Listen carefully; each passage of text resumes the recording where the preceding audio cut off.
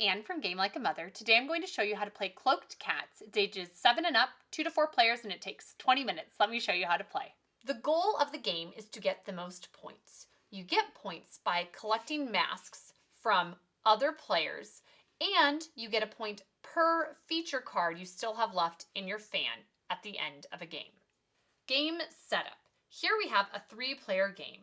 To begin the game, you take the invitations, make sure you have the one with the seal, and then take as many as you have players playing the game, shuffle them up, pass them out to the other players, and then they look at them, and whoever got the seal will be the first player in the game. Next, you pick a fan, and these players have already done so, put it in front of you, and you also need to have the corresponding 16 mask tiles that match the fan you have selected. You take these feature cards, shuffle them up, and then each player is given 3 of them to place in their fan, and it is very important that no one else sees them. These are secret, so orient yourself so no one else can see them. You shuffle these, they're the cat cards that you're going to be using over the course of the game, and each player starts with 3, and you're going to want to make sure everyone has an info card to start.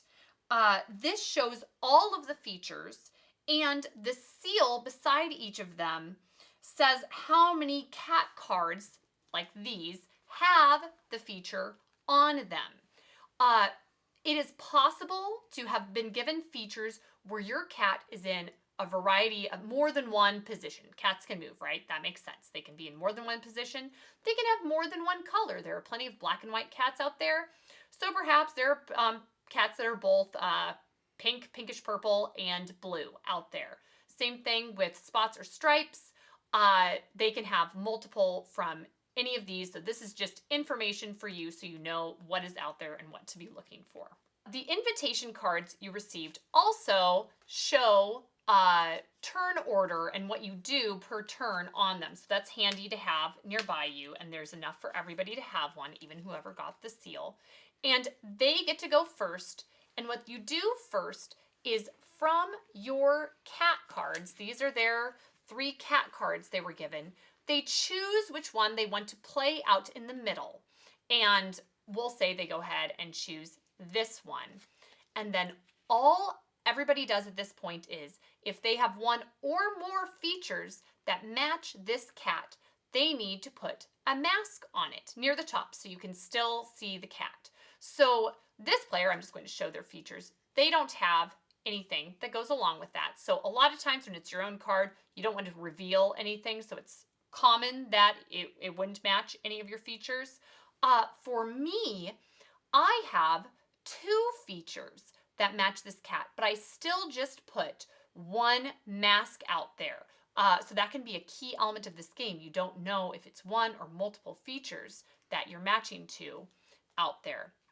And then this player doesn't have anything. It doesn't matter. They just a white paw. That's not a white cat. And so they wouldn't put anything out there. So then next up, this player has the option of guessing a feature if they want at this point of their turn. Usually early on in the game, that doesn't happen.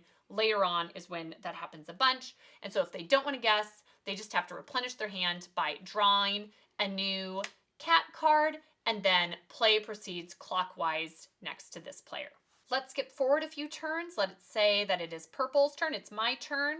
And so I am placing out a cat of my choice, and this actually, no one has any of the features that matches the cat on here, which is fine. Actually, that is very helpful sometimes to have no one match the features because you can eliminate a lot of things that way. But now it's my turn, and I notice that this player has put a mask out on all of these white cats in different positions with different features on them. So I can choose to guess and say, hey, is your cat white?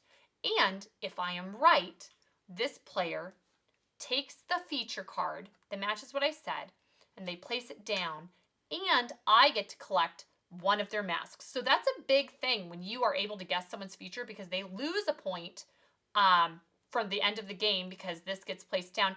And you also gain a point in addition to that because you are given one of their masks. If I hadn't been right, if I had guessed something else, if I had just thought, oh, maybe you have stripes. I don't know. If I had asked if they had stripes and they said no. So if I had said that instead, then for an incorrect guess, they get one of my masks. And then that's it. You only get to, it has to be your turn to make a guess about a feature on another player. And you get one guess about one feature for one player. That's it. So if I guessed and I guessed wrong and then I realized, oh, oops, it should have been that. It's too bad. I draw a card and it's this player's turn. And then for them, they can place out this card and I would place another mask on that because it matches one of my features. And then they can say, oh, are you, and this is where this is really handy to have this tile. They can say, are you in this position? Or they can just point at the card. Are you in this position? And I would say, oh, yes, and put the card out in front of me and give them a mask for that. You are going to want to have a large central plane area because we are also already, this is early on in the game, and it is pretty full up on space here. Also, once a feature has been guessed and revealed, you still will put out masks for any cat that has that feature. So if I had guessed correctly on the white cat feature, if another card is placed out that has a white cat on it, they still place a mask on that. That doesn't change that aspect of the game. Here's what the end of a game might look like. Let's say we've played a little further and it's my turn. I put out this card and orange and I put out masks on it and I'm ready to guess and I say, I think you are red. And I'm correct, so he places this out. I collect a mask and that signals the end of the game, which means the round continues so everyone gets the same number of plays. It starts from, this was our starter player because they got the seal. And so I went, so this player gets to go one more time. They don't get to put an additional cat out, but they can make a guess. And so they might say, oh, are you blue?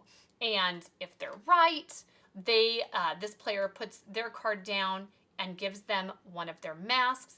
And then that's it for the game. They don't get another turn as well because they were the starter for the entire game. And at this point, you count up your points. This player has 3, I have 4, and this player is 3, so I was the winner of this round. In the case of the tie, it's whoever has the most of the unrevealed features is the winner. So that's how to play Cloaked Cats. It is a fun, family-friendly, more strategic and updated version of Guess Who. So check it out. Thanks and see you next time from Game Like a Mother.